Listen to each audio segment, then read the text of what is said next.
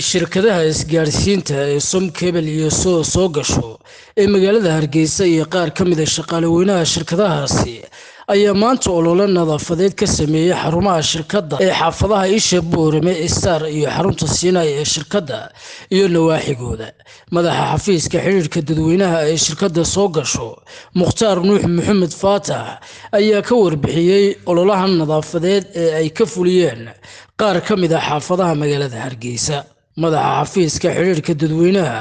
ayaa sheegay in aysan ahayn markii koowaad ee ay shirkadaha Somcable iyo ay fuliyaan olole nadaafadeed oo noocan oo kale ah ee ay hadda wadeen muddo ku dhow 3 bilood, isla markaana ay sii wadi doonaan ololaha lagaga hortagayo qashinka iyo nadaafad darrida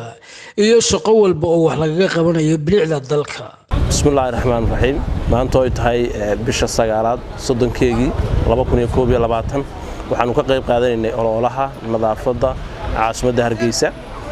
gaar ahaan xarumaha aan ku leenahay Isha Boorame Adna Aadan Hospital iyo Star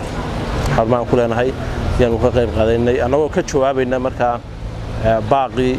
meerka caasimadda Hargeysa Abdulkariim Axmed Mooge oo runtii qayb ka ahayn 3 bilood ee u dambeysayba ololaha nadaafadda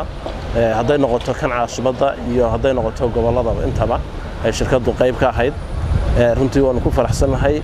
in dadka loo adeego si hufnaan loogu adeego annaguna runtii waxay noo tahay markasta oo arrimo dadweyne ama arrimo dadka dhexeeya la qabanayo farxad bay noo tahay inaan garab istaagnaana farxad labaad bay noo tahay